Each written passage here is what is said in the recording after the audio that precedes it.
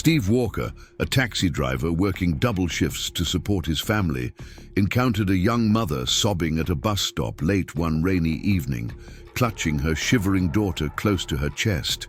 Without hesitation, he offered them a ride and refused payment, never expecting that this simple act of compassion would transform his entire life. Hours later, an unexpected phone call would reveal a truth so extraordinary it would leave him questioning everything he thought he knew about fate and kindness, leading to an opportunity that would change not just his future, but the lives of everyone around him. Hi everyone. Today's story will touch your heart and remind you that in our busy world, a single moment of kindness can spark a chain of events that nobody could have predicted. Let me take you on an incredible journey that proves sometimes the most life-changing moments come when we least expect them. That night had started like any other for Steve. He'd been driving his taxi for 14 hours straight, the neon lights of the city reflecting off the rain-slicked streets as he searched for his last fare of the evening. His shoulders ached, and his eyes were heavy with exhaustion, but he couldn't afford to head home yet. The stack of unpaid medical bills for his sister Carol's treatment sat heavily in his thoughts, each one a reminder of why he pushed himself so hard. Just that morning, the hospital had called again, gently but firmly reminding him that the next payment was due in 3 days. The digital clock on his dashboard read 11:43 p.m. when he spotted them, a woman and a small child huddled under the dim light of a bus stop on Cedar Street. The rain had been falling steadily for hours, and something about their vulnerable silhouettes made him slow down. The woman was wearing what looked like an expensive but soaked business suit, her mascara running down her cheeks as she tried to comfort the little girl beside her. Even from a distance, Steve could see her shoulders shaking with silent sobs. Steve pulled over, rolling down his passenger window. "Miss, are you all right? The buses stopped running 20 minutes ago." The sound of his voice made her jump slightly, and in the glow of the streetlight, he could see she was younger than he'd first thought, maybe in her early 30s. Her daughter, a small girl with blonde pigtails, clutched a worn teddy bear tightly, its fur damp from the rain. I didn't realize," she stammered, wiping her eyes with the back of her hand. "We just needed to get away. I mean, we need to get home, but She opened her purse with trembling hands, searching through it frantically. "I think I left my wallet. Oh God, I must have left it when we..." Her voice trailed off as fresh tears welled up in her eyes. Steve could see the panic rising in her expression, the way her hands shook as she held her daughter closer. Without thinking twice, he stepped out of his taxi, umbrella in hand, and walked around to shelter them from the rain. "I'm Steve," he said gently, noticing how the little girl half hid behind her mother. "Let me give you both a ride. Don't worry about the fare." The woman hesitated, clutching her daughter closer. "I'm Rachel," she said finally, her voice barely audible above the rain. "This is Lily. Are you sure? We live quite far, in Riverside Heights. I promise I can find a way to pay you tomorrow. Absolutely sure," Steve replied, opening the back door for them. "No one should be standing in this weather, especially not with a child. Please, let me help." As they settled into the back seat, Steve noticed Lily's shoes were soaked through, and she was shivering despite her mother's embrace. He reached into the trunk and pulled out an old but clean blanket he kept for emergencies, passing it back to Rachel. "Here, wrap her up in this. The heat's on full, but it'll take a few minutes to warm up." The grateful look in Rachel's eyes told him he'd made the right decision, even though he knew tomorrow would be tighter financially. Every fare counted these days, with Carol's treatments eating through his savings. But something about this situation felt different. He couldn't just drive past and leave them there. During the 30-minute drive to Riverside Heights, Rachel remained mostly silent, occasionally whispering comforting words to Lily, who had fallen asleep wrapped in the blanket. Steve didn't push for conversation. He'd been driving long enough to know when passengers needed quiet, but he couldn't help wondering what had brought this well-dressed woman and her daughter to a bus stop so late at night, so far from their upscale neighborhood. The contrast between Rachel's expensive clothes and their vulnerable situation nagged at his mind. When they finally reached the address Rachel had given him, a modest but well-maintained apartment complex in Riverside Heights, Steve insisted again on refusing payment, despite Rachel's protests. "Just promise me you'll both get some rest," he said, helping them out of the taxi with his umbrella. "And maybe one day, when you see someone else who needs help, you can pay it forward." Rachel paused before closing the door, her eyes meeting his. In the glow of the porch light, he could see something deeper than gratitude in her expression, a mix of relief, sadness, and something else he couldn't quite read. "Thank you," she whispered, her voice breaking slightly. "You don't know what this meant to us tonight. I won't forget this." As Steve watched them disappear into the building, he couldn't shake the feeling that there was more to their story than met the eye. The way Rachel had said they needed to get away, the missing wallet, the expensive clothes contrasting with the modest apartment building, it all hinted at something bigger, something he couldn't quite piece together. But it wasn't his place to pry, and he had his own problems to worry about. Carol's next treatment was looming, and he was still short on the payment. He didn't know it yet, but this rainy night encounter would set in motion a chain of events that would change not only his life, but the lives of everyone he cared about. Sometimes the biggest moments come disguised as the smallest choices, and the most important crossroads don't always look like crossroads at all. If you want to discover what happens next in this incredible story of kindness and unexpected turns, make sure to hit that subscribe button and turn on notifications. Leave a comment below with the word kindness if you believe in the power of helping others. The next part of this story will reveal a truth that will leave you speechless. You won't want to miss what happens next. Later that night, as Steve finally made his way home to his small apartment on the east side of the city, his mind kept drifting back to Rachel and Lily. The image of them standing in the rain, looking so lost and afraid, wouldn't leave his thoughts. He'd seen all kinds of people in his taxi over the years, the happy, the sad, the angry, the desperate, but something about this particular fare felt different. His apartment felt especially quiet as he hung up his damp jacket. The stack of bills on his kitchen counter seemed to mock him. The missed fare from tonight meant he'd have to work even longer hours tomorrow to make up the difference. Carol's medical bills weren't going to pay themselves, and his sister's condition wasn't getting any better. Steve sank into his worn armchair, too tired to even think about dinner. The clock on his wall showed 1:15 a.m., and he knew he should try to get some sleep. He had to be back on the road by 8. Just as his eyes were starting to close, his phone buzzed on the coffee table beside him. For a moment, he considered ignoring it. Nothing good ever came from calls this late at night. But something made him reach for the phone anyway. The number wasn't one he recognized. "Hello?" he answered, his voice rough with exhaustion. "Is this Steve Walker, the taxi driver?"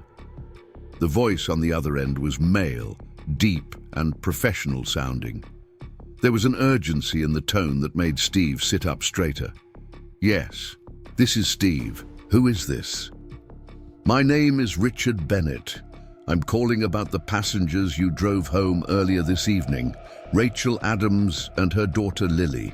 Steve's heart skipped a beat. Had something happened to them? "Are they all right?" "They're safe," Richard assured him quickly. "But there's something important we need to discuss. Rachel told us what you did for her tonight, about your kindness." Steve felt confusion sweep over him. "I just gave them a ride home. Anyone would have done the same." "No, Mr. Walker, not anyone would have done what you did, not without asking questions, not without expecting payment. You see, Rachel's situation is complicated." The hesitation in Richard's voice made Steve lean forward in his chair. Complicated how? I'd prefer not to discuss the details over the phone. Would you be willing to meet tomorrow morning? There's something the family would like to discuss. With you. Steve's mind raced. The family. What family? Rachel hadn't mentioned any family. I'm supposed to start my shift at 8. This is important, Mr. Walker. We'd be happy to compensate you for your time. Steve thought about the bills on his counter, about Carol's treatment. He couldn't afford to miss a morning of fares. But something in Richard's voice told him this wasn't an opportunity he should pass up. What time and where? He heard himself asking. Richard gave him an address in the prestigious Oakwood district, an area Steve usually only saw through. His taxi windows, 9 a.m.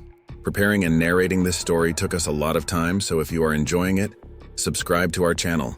It means a lot to us. Now back to the story. I'll be waiting for you at the gate, and Mr. Walker, thank you for what you did tonight. You have no idea how significant it was. The line went dead, leaving Steve staring at his phone in bewilderment. What had he stumbled into? Rachel had seemed distressed, yes, but what could make his simple act of kindness so significant that it warranted a meeting with some mysterious family? He thought back to the details he'd noticed. Rachel's expensive clothes, her panic about the wallet, the way she'd said they needed to get away. There was a story there, one that was about to unfold in ways he couldn't imagine. Sleep eluded him for the next few hours as his mind churned with possibilities. By the time his alarm went off at 7, he had convinced himself a dozen times to both go to the meeting and to skip it. But curiosity, and if he was honest, the mention of compensation won out. He showered and put on his best shirt, a light blue button-down that Carol had given him for his birthday last year. As he knotted his tie in the mirror, he couldn't help but chuckle at the absurdity of it all.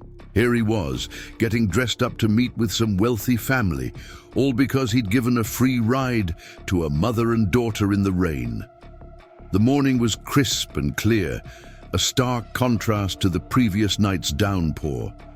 As Steve navigated his taxi through the gradually improving neighborhoods leading toward Oakwood, he felt increasingly out of place. The houses grew larger, the gardens more manicured, until he found himself pulling up to a gate that probably cost more than he. Made in a year, Richard Bennett was waiting for him just as promised. He was a tall man in his 50s, wearing an impeccably tailored suit that probably cost more than Steve's monthly rent. Despite his imposing appearance, his smile was warm and genuine as he extended his hand. Mr. Walker, thank you for coming. Please, follow me. D. As they walked up the winding driveway toward a house that looked more like a small mansion, Steve couldn't shake the feeling that he was walking into something bigger than he could understand. Little did he know, this meeting was about to change everything he thought he knew about Rachel Adams, her family, and his own future. Want to know what awaits Steve behind those mansion doors? Why was Rachel really at that bus stop? And how will this mysterious meeting change Steve's life? Forever? Don't forget to subscribe and turn on notifications to catch the next part of this extraordinary story. Leave a comment below with what you think is going to happen next. You won't believe the twist that's coming. The mansion's interior left Steve speechless. Crystal chandeliers hung from soaring ceilings, and original artwork adorned walls that seemed to stretch endlessly. His worn shoes sank into plush carpeting as Richard led him through a maze of hallways, each more opulent than the last. Steve had driven past homes like this countless times, but he'd never imagined he'd be walking. Through one, right this way, Richard said, gesturing toward a set of heavy wooden doors. There are some people very eager to meet you. Steve's heart pounded as the doors swung open to reveal a sunlit sitting room. The morning light streamed through floor to ceiling, windows illuminating a scene that made him stop in his tracks. Rachel was there, looking completely transformed from the distraught woman he'd picked up last night. Her hair was neatly styled, her clothing elegant but casual. Lily sat beside her on a plush sofa, contentedly drawing in a coloring book. But it was the older woman sitting in a high-back chair who commanded Steve's attention. She carried herself with an air of authority that made the spacious room feel smaller somehow. This had to be Catherine Bennett. "Mr. Walker," Catherine said, rising to greet him, "please come sit down. We have much to discuss." Steve settled into a leather armchair that probably cost more than his taxi, trying to appear more composed than he felt. Rachel gave him a small, encouraging smile. "I imagine you have many questions," Catherine began, her voice gentle but authoritative. "First, let me properly introduce myself. I'm Catherine Bennett, Rachel's aunt, and what you stumbled into last night was the culmination of a family situation that has been unfolding for years." Steve glanced at Rachel, who was now holding Lily close, her eyes downcast.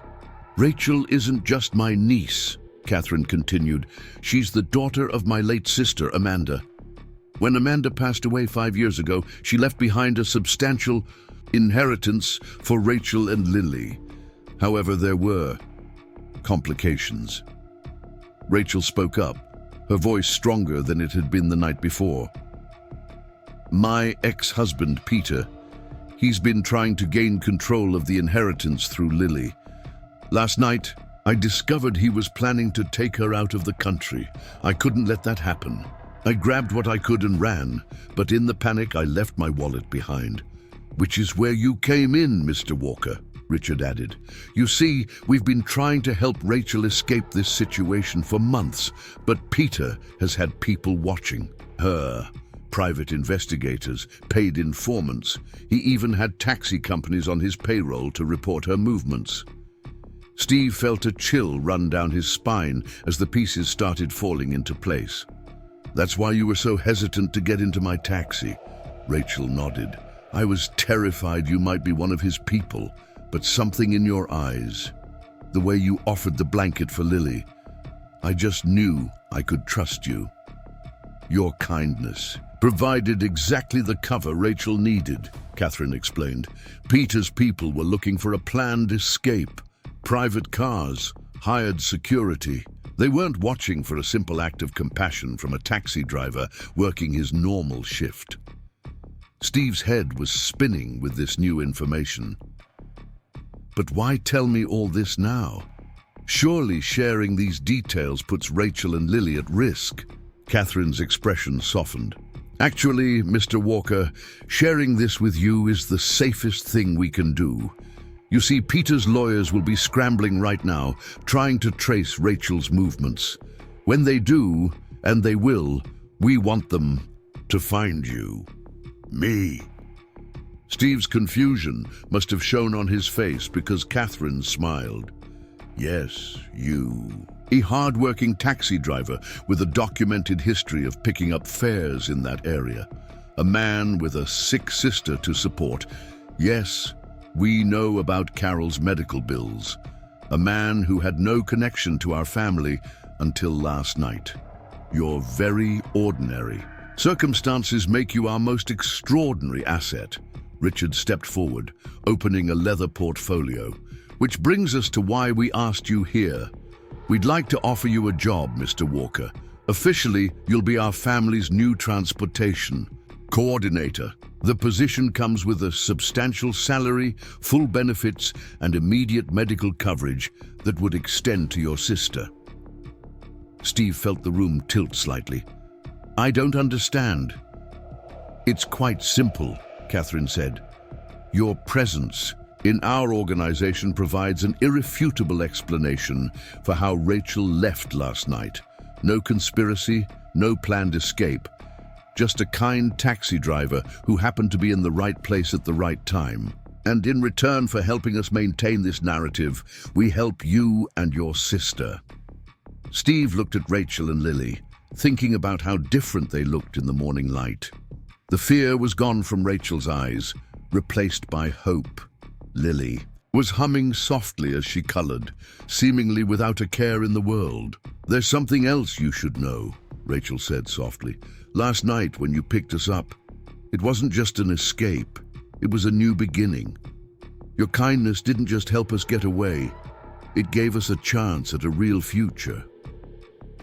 The weight of everything, the offer, the responsibility, the opportunity, settled over Steve. He thought about Carol, about the endless medical bills, about the years of struggling to make ends meet. But more than that, he thought about what might have happened if he'd driven past that bus stop last night. What exactly would this job entail? He heard himself asking. Catherine's smile widened. "We were hoping you'd ask that. Richard, would you show Mr. Walker the details of the position?" Want to discover what this mysterious job offer involves? How will Steve's decision affect not only his life, but the lives of Rachel, Lily, and his sister Carol?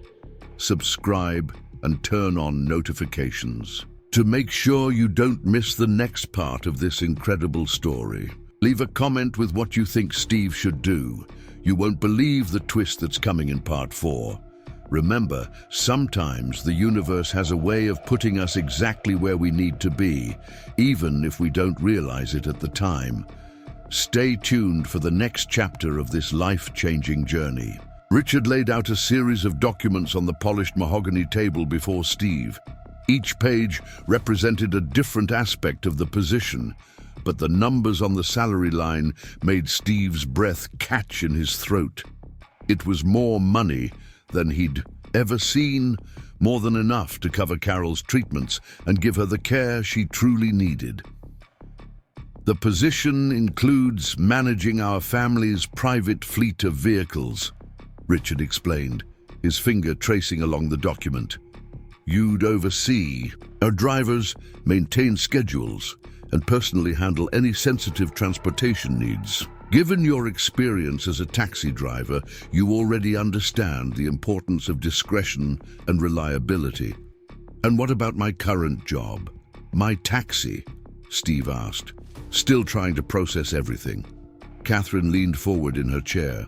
"We'll purchase your taxi contract outright.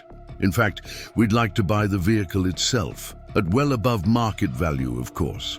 It helps establish the timeline of how you came into our employment."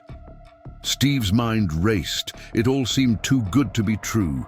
Yet here he was, sitting in this magnificent room with detailed contracts laid out before him. He looked at Rachel, who had been quietly watching the entire exchange. "There's something else you should know," Rachel said, standing up and walking to a large portrait hanging on the wall. "This was my mother, Amanda. She always believed that everything happens for a reason. When she passed away, she left specific instructions about her fortune. She wanted it used to help people who showed genuine kindness without expecting anything in return." Catherine nodded solemnly. "My sister was an exceptional judge of character. She believed that true kindness was rare, and when found, should be rewarded. Last night, Mr. Walker, you proved her right." Just then, Lily looked up from her coloring book. "Mommy, can I show Mr. Steve my new room? It has stars on the ceiling." Rachel smiled apologetically, but Catherine waved her hand. "Actually, that's not a bad idea. Mr. Walker, would you like to see more of the house? It would be your workplace, after all." As they toured the mansion, Steve began to understand the full scope of what was being offered. The garage housed a fleet of luxury vehicles that would be under his management. The security system was state-of-the-art, with cameras covering every angle of the property. There was even a separate cottage on the grounds that could serve as an office and living space for him and Carol.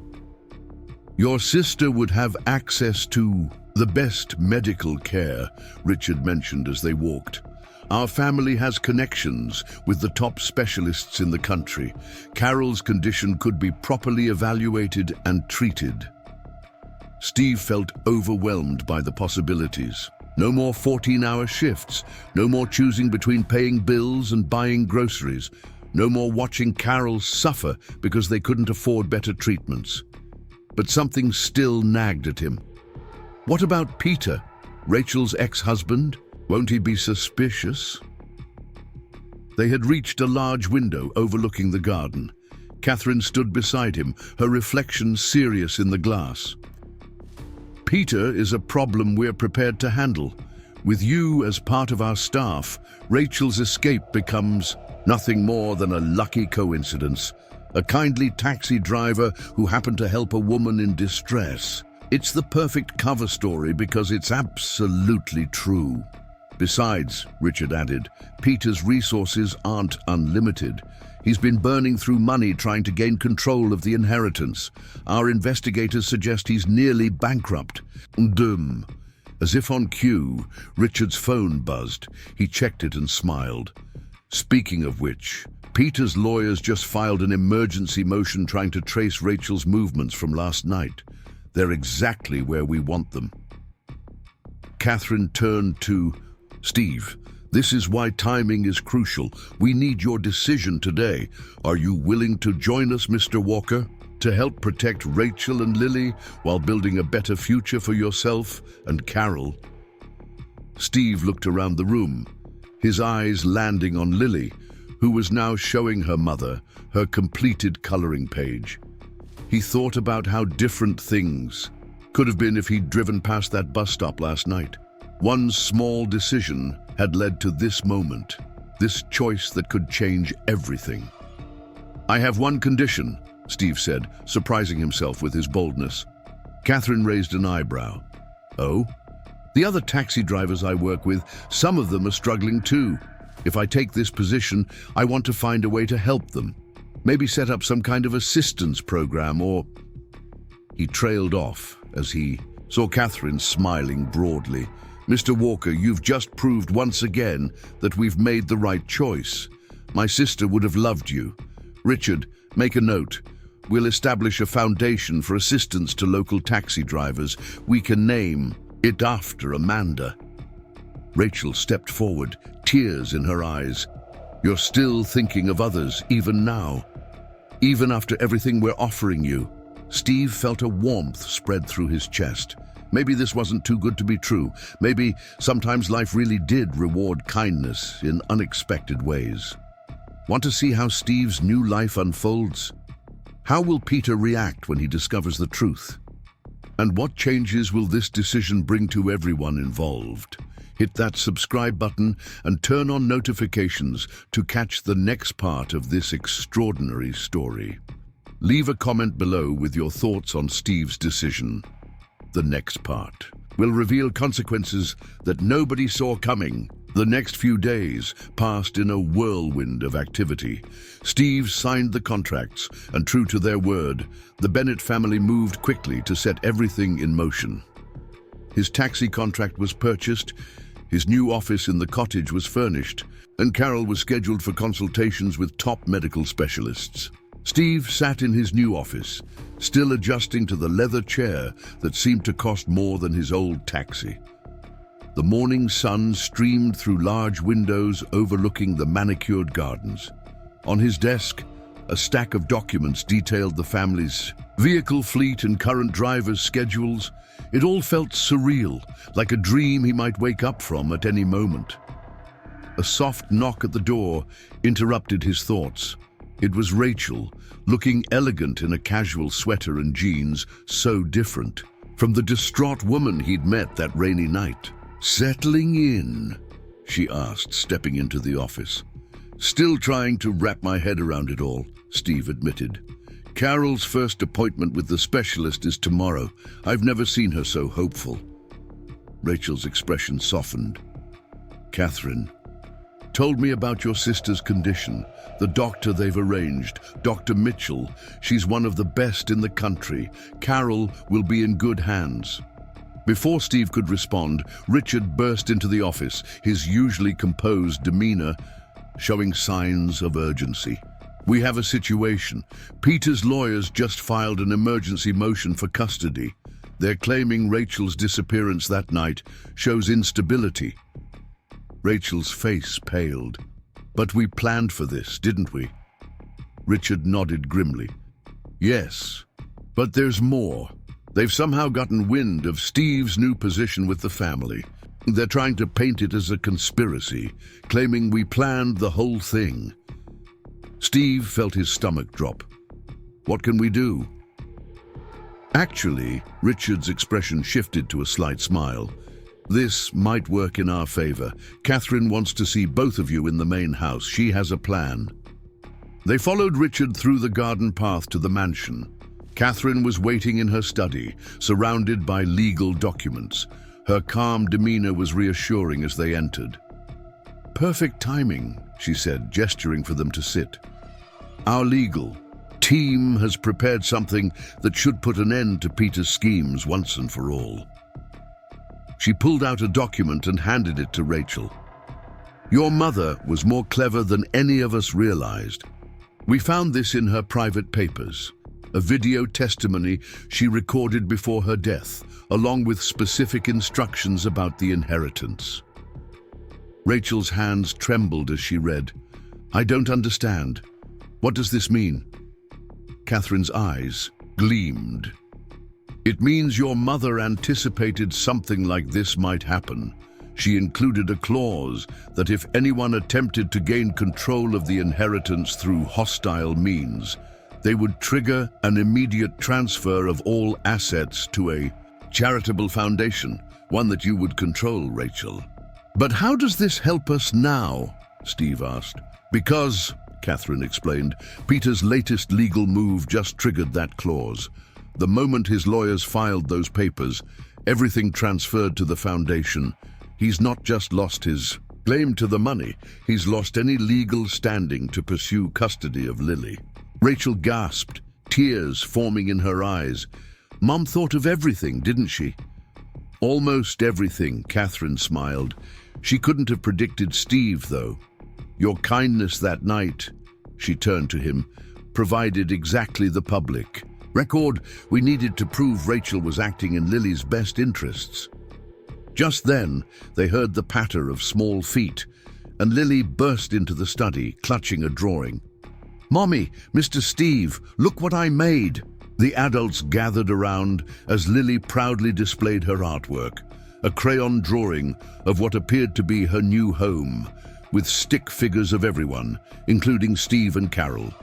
Look, she pointed, that's you helping us in the rain, Mr. Steve. And that's Aunt Catherine's big house, and that's my new room with the stars. Steve felt a lump in his throat as he looked at the innocent drawing. In Lily's simple artwork, he could see the impact of that rainy night, not just on his life, but on all of theirs. Richard's phone buzzed again.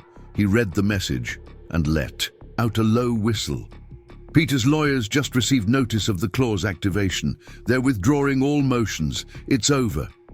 Rachel burst into tears, pulling Lily into a tight hug. Catherine placed a comforting hand on her shoulder while Steve and Richard exchanged relieved looks. There's one more thing, Catherine said, pulling out another document. Steve, remember that foundation for taxi drivers you mentioned? Well, we've drawn up the papers. We'd like you to help run it alongside your other duties. Who better to understand what they need than someone who's lived that life? Steve stared at the document, overwhelmed by the trust being placed in him. I don't know what to say. Say yes, Lily chirped, making everyone laugh. You know, Rachel said softly, my mother always used to tell me that kindness has a way of multiplying. That night in the rain, you didn't just help us escape. You helped create something bigger than all of us. Want to see how the foundation changes lives? What happens when Peter makes one last desperate attempt to fight back? And how does Steve's sister Carol's treatment progress? Subscribe and turn on notifications to catch the next part of this extraordinary tale. Leave a comment below with what you think should be the Foundation's first project. You won't believe the impact it will have. 2 weeks had passed since the revelation of Amanda's clever legal protection, and life at the Bennett estate had fallen into a new rhythm. Steve sat in his office, reviewing applications for the newly established Amanda's Promise Foundation, their initiative to help struggling taxi drivers. The morning sun cast a warm glow over the stack of papers on his desk, each one representing a story of hardship and hope. A knock on his door made him look up. It was Carol, looking healthier than she had in months. The new treatment protocol Dr. Mitchell had prescribed was already showing promising results. "Ready for lunch?" she asked, smiling. "Rachel invited us to join them in the garden. Lily's been asking for you all morning." As they walked through the manicured grounds, Steve couldn't help but marvel at how much their lives had changed. His sister was getting better. He had meaningful work that helped others, and somehow he'd become part of something much bigger than himself. The garden lunch was set up under a pergola, draped with flowering vines. Rachel and Lily were already there, along with Catherine and Richard. The scene was picturesque, a far cry from the rushed sandwiches Steve used to eat between fares in his taxi. "Steve!" Lily ran to greet him, clutching a newspaper. "Look, we're in the paper!" Sure enough, there was a small article about the launch of Amanda's Promise Foundation. The photo showed Steve and Rachel at the opening ceremony, with Catherine. In the background, the headline read, "Local Taxi Drivers' Act of Kindness Inspires $1 Million Foundation." "The response has been overwhelming," Richard said as they settled around the table. "We've already received over 200 applications from drivers needing assistance. The story really seems to have touched people's hearts."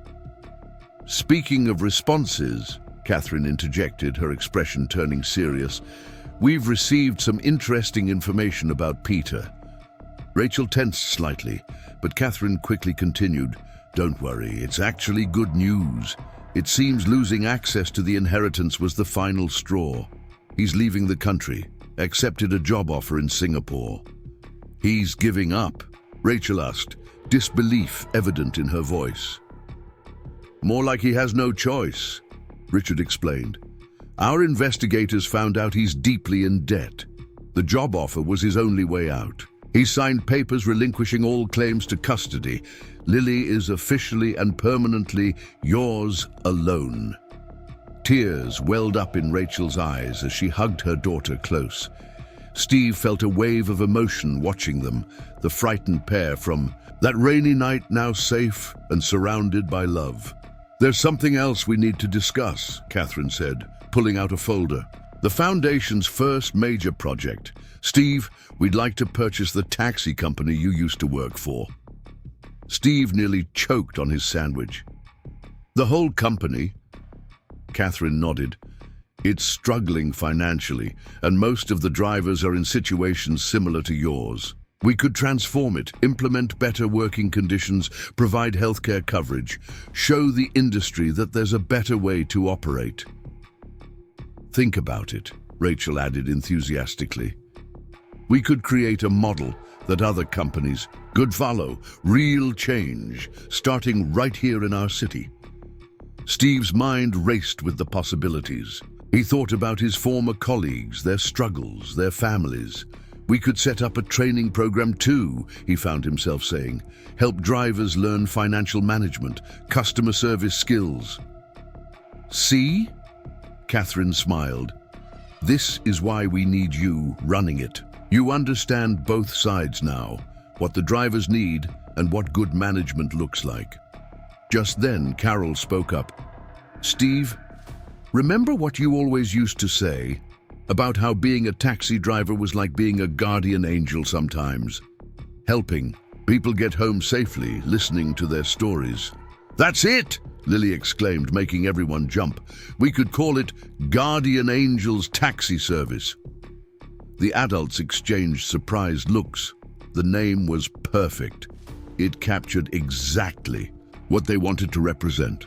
As the conversation flowed around him, Steve thought about the incredible journey that had led to this moment. One rainy night, one decision to help a stranger, and here he was, about to help transform the lives of his former colleagues. "There's one more thing," Catherine said, her voice softening. "We found something else in Amanda's papers. A letter written to Rachel, meant to be opened when she found true friendship in an unexpected place." Rachel accepted the envelope with trembling hands. As she read, tears started flowing freely down her cheeks.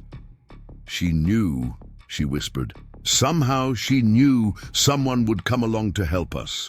She wrote, "True kindness given freely without expectation of reward is the rarest and most precious thing in the world. When you find it, hold on to it. It's the foundation upon which the best parts of life are built." The group sat in emotional silence, the weight of Amanda's words settling over them. Even little Lily seemed to sense the importance of the moment, snuggling closer to her mother. "We're doing more than just helping taxi drivers," Steve realized. Aloud, "We're creating a network of kindness, making it easier for people to help each other, just like your mother wanted. Want to see how the Guardian Angels taxi service transforms the city? What happens when they discover something unexpected in the old taxi company's records? And how does Lily's simple idea grow into something none of them could have imagined? Subscribe and turn on notifications to catch the next part of this amazing journey. Leave a comment below, sharing your own experience with unexpected kindness. You won't believe what's coming next." The transformation of Steve's old taxi company into Guardian Angels taxi service was progressing faster than anyone could have anticipated. Standing in the newly renovated dispatch center, Steve could hardly believe how much had changed in just 1 month. The dingy old office had been replaced with a modern facility, complete with state-of-the-art technology and comfortable break rooms for the drivers. Mike Davis, his old friend and fellow driver, now served as his assistant manager. "Steve, you need to see this," Mike called out, waving a stack of papers. "The applications for driver positions. We've got over 300 people interested. Word's getting around about what we're doing here." Steve took the papers, thumbing through them. Each application represented someone hoping for the same chance he'd been given. "Any standouts?" "Actually, yes." Mike pulled out one particular application. "Remember Sarah Thompson? Single mom, used to drive the night shift with us. She's applied for the family-friendly day shift program we're setting up." The family-friendly shift program had been Rachel's idea, creating schedules that would allow drivers with children to work while their kids were in school.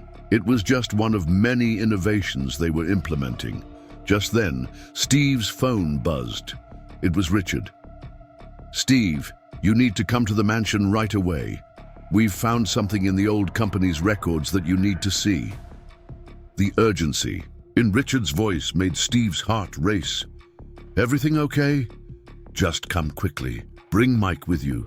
20 minutes later, Steve and Mike sat in Catherine's study, staring at documents spread across her desk.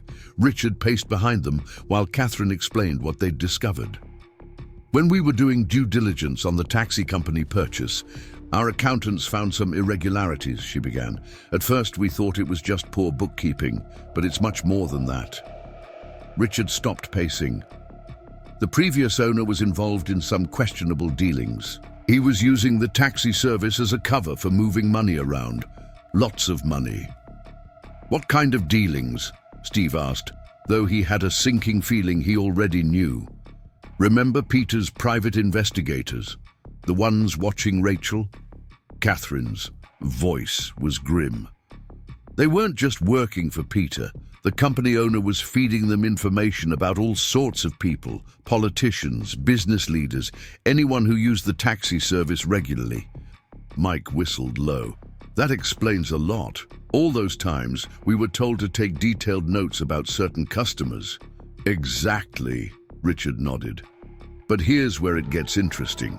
We found evidence that Peter wasn't just trying to get Rachel's inheritance. He was working with the company owner to gather information on the entire Bennett family. They were planning something bigger." Steve felt his blood run cold. "How much bigger?" Catherine pulled out another document. "According to these records, they were building a case to challenge not just Rachel's inheritance, but the entire Bennett family trust. They were looking for any information they could use for blackmail or manipulation. But that's not even the most surprising part, Richard added. Look at the date on this surveillance order. Steve leaned forward, examining the paper. His eyes widened. This is dated the day I picked up Rachel and Lily. Now you understand, Catherine said softly. You didn't just help Rachel escape that night. By pure coincidence, you disrupted their entire operation. When you drove them home without reporting it, you broke their chain of surveillance. When we hired you and bought the company, we unknowingly shut down their whole network. Rachel appeared in the doorway, having overheard the conversation. So that's why Peter gave up so easily. It wasn't just about losing the inheritance. He lost his whole network of informants, Richard finished. The job in Singapore isn't just an escape. It's him running away before any of this becomes unpublic. The room fell silent as everyone processed this information. Steve thought about all those nights driving his taxi, unknowingly being part of something so sinister. Then a thought struck him. The other drivers, he said suddenly, most of them had no idea they were being used like this.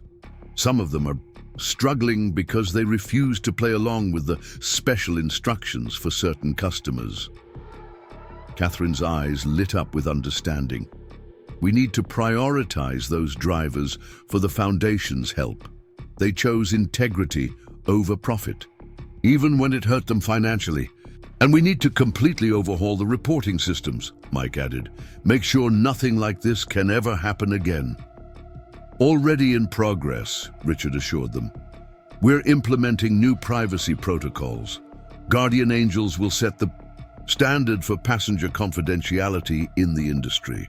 Lily's voice suddenly piped up from behind Rachel. Like real guardian angels, protecting people's secrets. The adults couldn't help but smile at her innocent interpretation. Yet there was truth in her words. They were building something that would protect people, both drivers and passengers. We should make it official, Rachel suggested. Add a privacy guarantee to our mission statement. Show people that Guardian Angels isn't just about safe rides. It's about trust and integrity. Want to see how the new Guardian Angels privacy guarantee changes the game? What happens when more of the previous owner's secrets come to light? And how does this discovery lead to an even bigger opportunity for positive change in the city? Hit subscribe and turn on notifications to catch the next part of this incredible story. Leave a comment below with your thoughts on business ethics and integrity. You won't believe the impact that's coming. 1 month after discovering the truth about the old taxi company's operations, Guardian Angels had become more than just a taxi service. It was a symbol of positive change in the city. Steve sat in his office, reviewing the latest reports.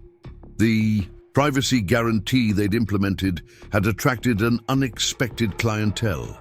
Business executives, public figures, and even celebrities who valued discretion above all else. A knock on his door drew his attention. It was Carol, looking radiant after her latest treatment session. "Steve, you need to see this," she said, handing him a tablet with a news article pulled up. The headline made his heart skip.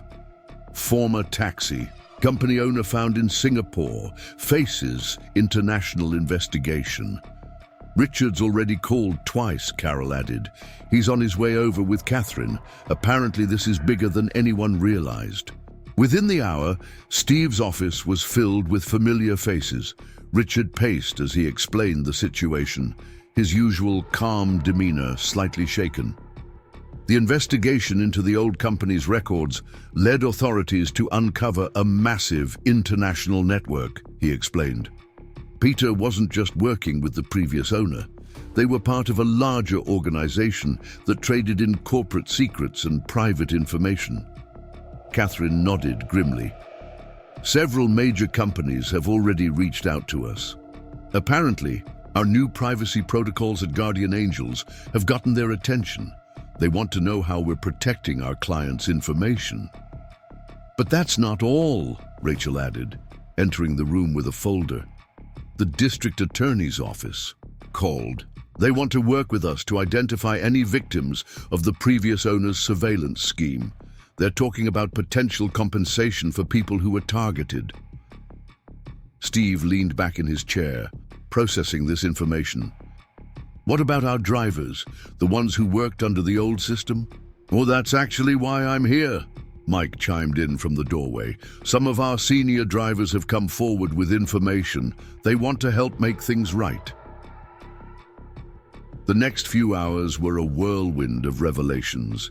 Drivers shared stories of being pressured to report on specific passengers, of feeling trapped in a system they knew was wrong but couldn't afford to leave. Each story reinforced the importance of what Guardian Angels now stood for.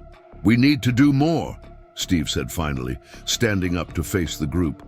This isn't just about running an ethical taxi service anymore. We have a responsibility to help fix the damage that was done. Catherine smiled, pulling out another folder. I was hoping you'd say that. We've drafted a proposal for expanding the Amanda's Promise Foundation. Instead of just helping taxi drivers, we could create a broader program to support whistleblowers and people who choose ethics over easy money. Like a protection program, Rachel asked. More like a support network, Richard explained. Legal aid, job placement, financial assistance, everything someone might need to start over after taking a stand against corruption.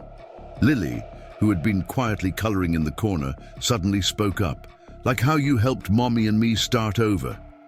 The room fell silent as her innocent observation hit home. Everything had come full circle, from one act of kindness on a rainy night to a comprehensive system for helping others escape difficult situations. Actually, Catherine said softly, that gives me an idea. Steve, remember how you helped Rachel without knowing her story? What if we created a system where our drivers could do the same thing, safely and systematically?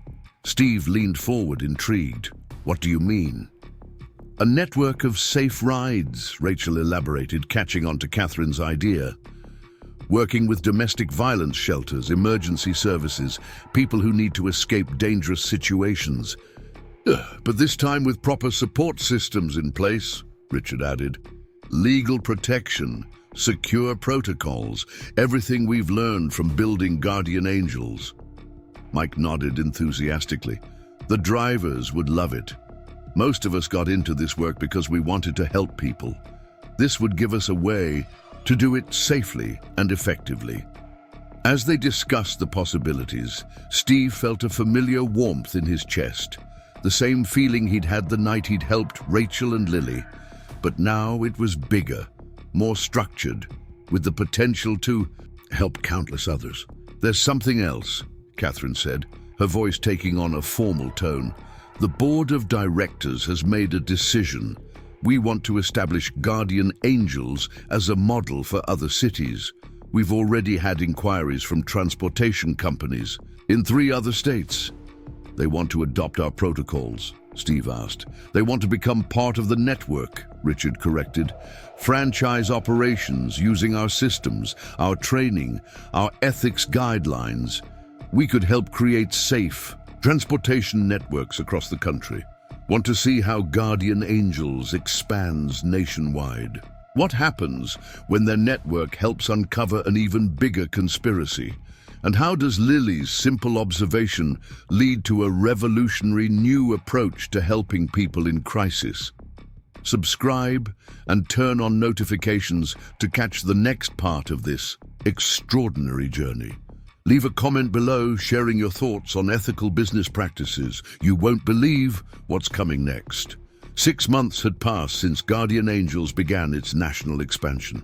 Steve stood at the window of his new office in the company's headquarters building, watching dozens of white taxis with angel wing logos moving through the city streets below.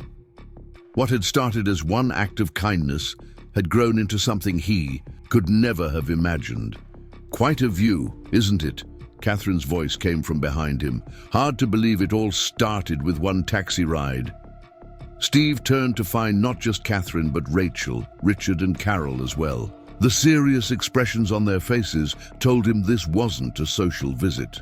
"What's happened?" he asked, immediately alert. Richard stepped forward, tablet in hand. "Remember those inquiries from other cities? Well, we've discovered something interesting. Every single city that's reached out to us has had similar cases of surveillance and information trafficking through their taxi services." "It wasn't just coincidence," Rachel added. "The FBI has been quietly investigating.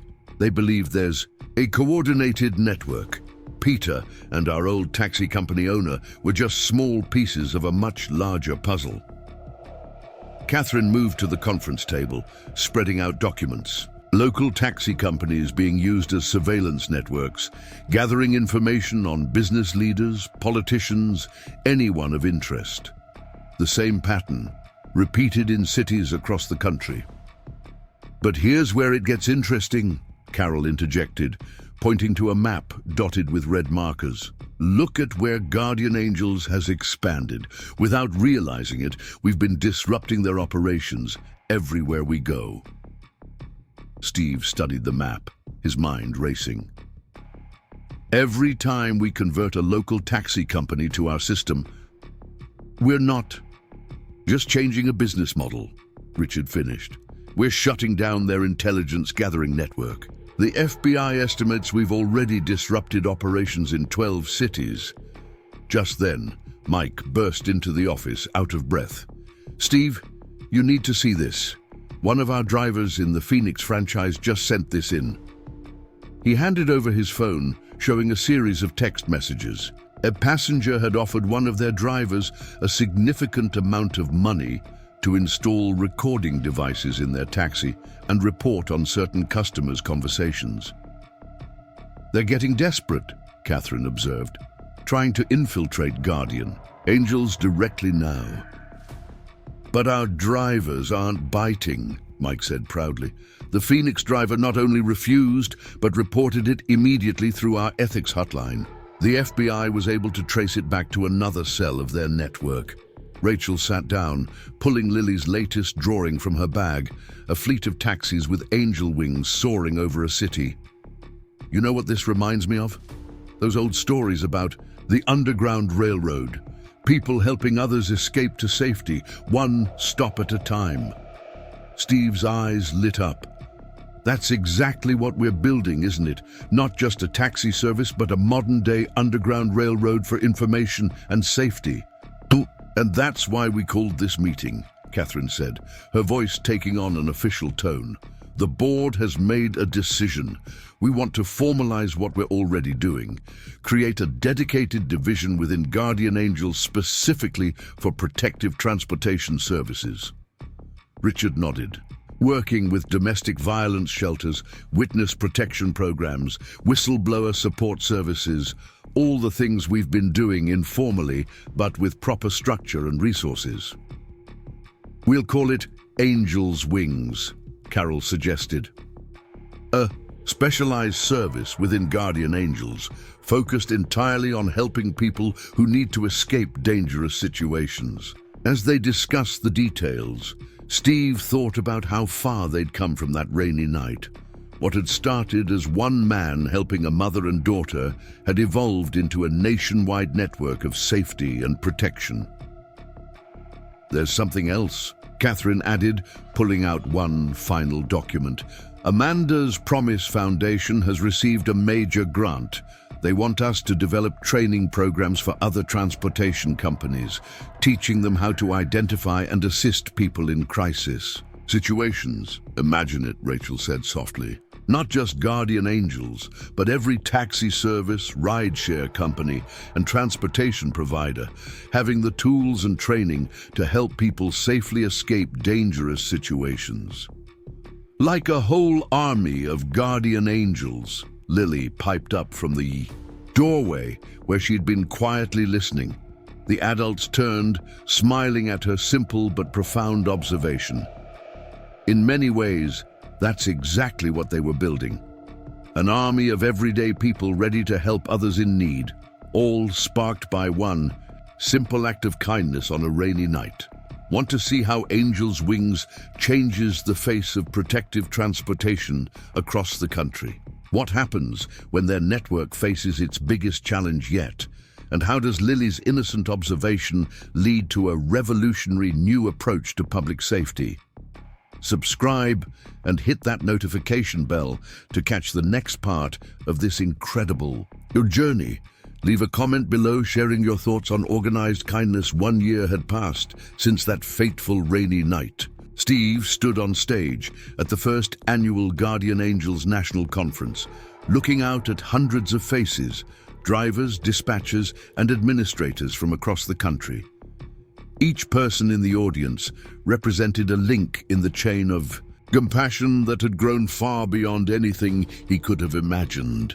"When I picked up a mother and daughter at a bus stop one rainy night," he began, his voice carrying across the hushed auditorium, "I had no idea I was about to become part of something much bigger than myself.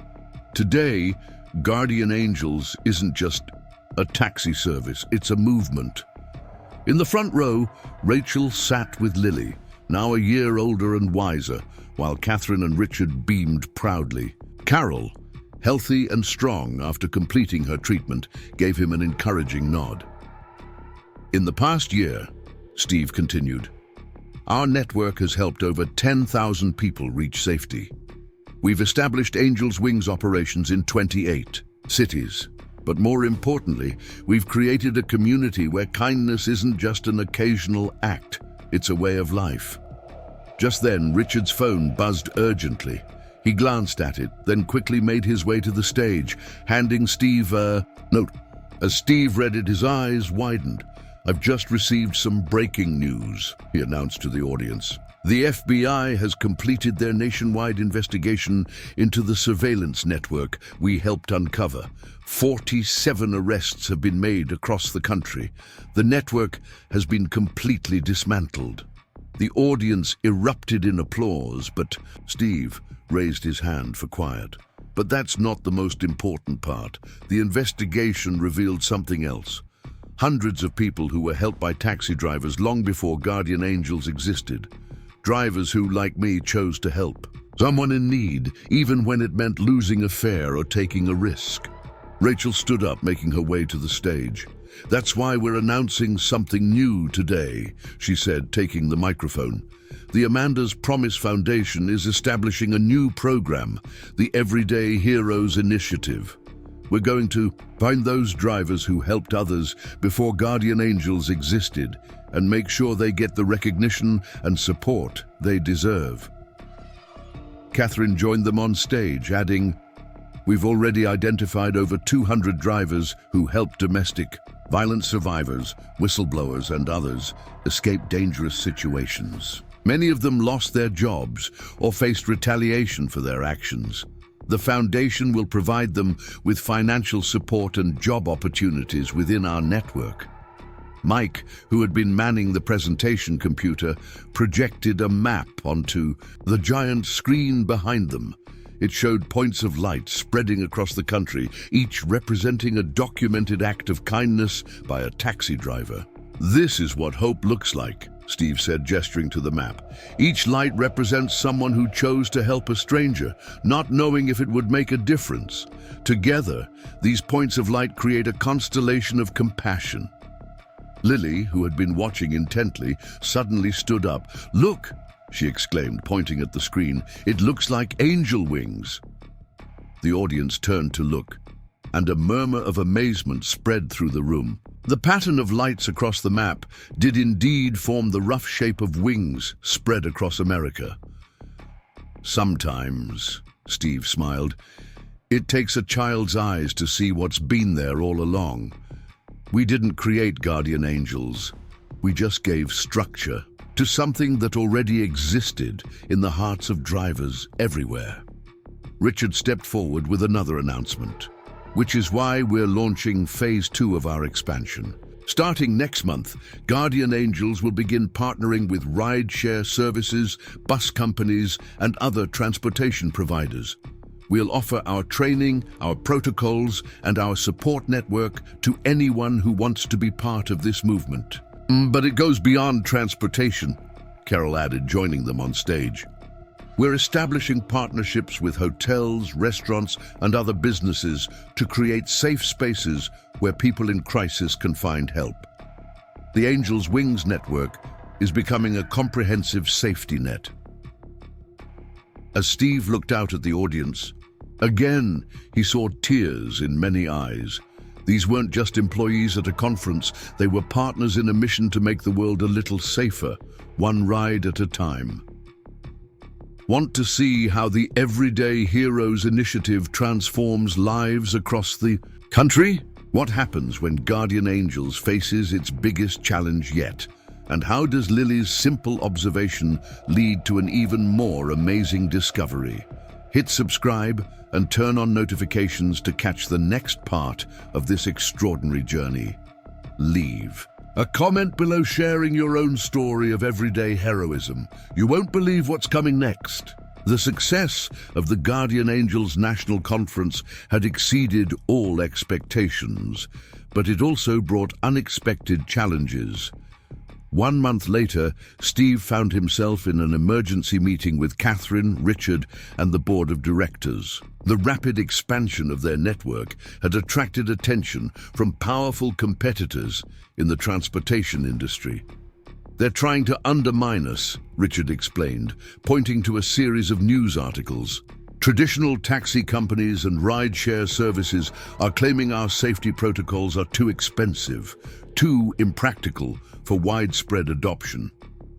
Catherine remained calm, a slight smile playing at her lips. "They're scared.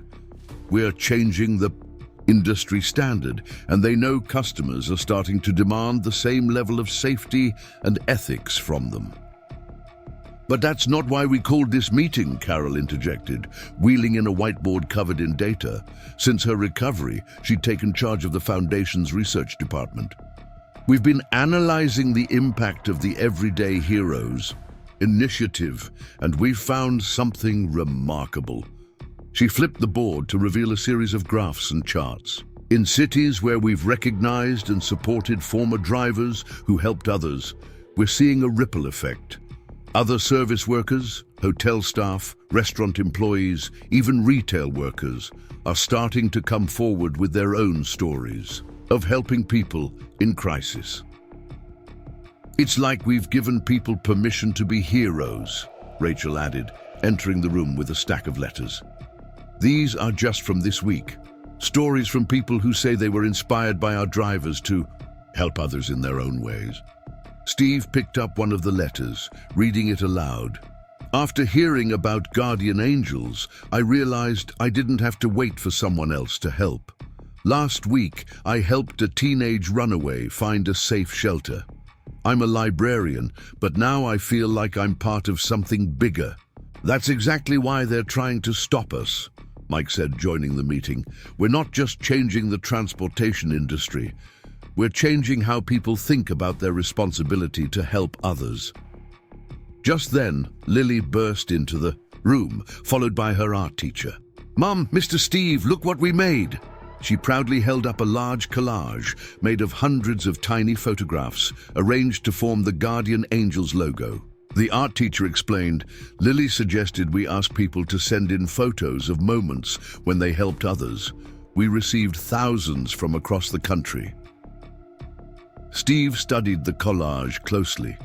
Each tiny picture told a story. A restaurant worker helping someone hide from an abuser, a hotel clerk arranging a safe room for a family in crisis, a store employee helping someone escape a trafficker. "This is it," Catherine said suddenly, standing up. "This is how we answer our critics. We show them it's not about protocols or expenses. It's about empowering people to help others safely and effectively." Richard nodded enthusiastically. "We create a certification program. Any business can become part of the Angels Wings network if they meet our standards for safety and ethics. We provide the training, the support system, the emergency protocols. And we share the cost across the network," Carol added, quickly calculating figures. "Make it affordable for even small businesses to participate." "But it's more than that," Rachel said softly, looking at her daughter's artwork. Every one of these pictures represents someone who chose to help despite the risk or cost. We're not just building a business network, we're creating a community of everyday heroes. Steve thought back to that rainy night, to the simple decision to help a mother and daughter in need. What if we took it even further, he suggested. Create an app that connects all these safe spaces and services. Someone in trouble could open it and instantly see where to find help nearby. The room buzzed with excitement as they expanded on the idea. The app would not only show safe locations, but could also instantly connect people with emergency transportation, temporary housing, legal services, everything they might need to escape a dangerous situation. We'll call it Angel Alert, Lily announced proudly, and once again, the adults were struck by the simple wisdom of her suggestion. There's something else, Catherine said, pulling out a final document. Amanda's Promise Foundation has received an unexpected donation from a group of former taxi company owners who were part of the surveillance network. They want to make amends by funding our expansion. It's a challenge grant, Richard explained. They'll match every dollar we raise to help businesses join the network. We could potentially create safe spaces in every city in the country. Want to see how the Angel Alert app transforms emergency response? What happens when traditional companies realize they can't ignore the movement any longer? And how does Lily's collage inspire a national campaign for kindness? Subscribe and turn on notifications to catch the next part of this incredible journey. Leave a comment below sharing your ideas for creating safe spaces in your community. You won't believe what's coming next. 2 years after that fateful rainy night, Steve stood in front of City Hall, surrounded by a sea of people wearing white jackets with angel wing logos. The Guardian Angels network had grown beyond anyone's wildest dreams, and today marked another milestone. 2 years ago, Steve began his speech, I was a taxi driver struggling to make ends meet. Today, we're changing how the world thinks about helping others. The Angel Alert app has helped over 50,000 people reach safety. Our network includes more than 10,000 businesses across the country, but most importantly, we've shown that one simple act of kindness can start a revolution. Catherine stepped forward, taking the microphone, which is why we're here. Today, the City Council has unanimously voted to make our city the first official Angel City in America, where every business has the opportunity to become a certified safe space, and where helping others isn't just encouraged, it's part of our identity. Rachel, standing nearby with Lily, wiped tears from her eyes as she watched the crowd's reaction. The movement they'd built had transformed not just their lives, but the entire concept of community safety. Just then, Richard hurried onto the stage, holding his tablet. Breaking news, he whispered to Steve. The National Transportation Oversight Committee has just adopted our safety protocols as the new industry standard. Every taxi service, rideshare company, and transportation provider in the country will have to meet Guardian Angels standards. The crowd erupted in cheers as Steve shared the news, but he raised his hands for quiet. But that's not the most important announcement today. Carol, would you join us? Carol, now cancer-free and radiant with health, took the stage. The Amanda's Promise Foundation has completed its largest study yet on the impact of organized kindness. The results are extraordinary. In cities with Guardian Angels networks, we've seen a 70% increase in successful interventions for people in crisis. But more importantly, we've documented a fundamental change in how people view their role in helping others. Mike stepped forward with more statistics. Our network now includes hotels, restaurants, retail stores, libraries, and even schools. The Angel Alert app has been downloaded over 1 million times, but the real success isn't in the numbers, it's in the stories. On the giant screen behind them, a montage began playing. Security footage from across the country showing ordinary people helping others reach safety. Hotel clerks discreetly checking people into safe rooms, store employees helping people escape. Dangerous situations, restaurant workers creating safe havens for those in need. And now, Rachel announced, we're taking the next step. Today, we're launching the Guardian Angels Academy, a training center where people from around the world can learn how to implement these systems in their own communities. Lily, now a year older and wiser, tugged at Steve's sleeve. "Show them." "The surprise," she whispered loudly enough for the microphone to pick up, making the crowd laugh. Steve smiled. "As Lily mentioned, we do have one more surprise. Catherine?" Catherine stepped forward again. "The former surveillance network members who donated to our challenge grant. They've done more than just give money. They've provided evidence that helped authorities rescue hundreds of people from dangerous situations. Their information has led to the closure of trafficking rings, the exposure of corporate espionage operations, and the prevention of countless crimes."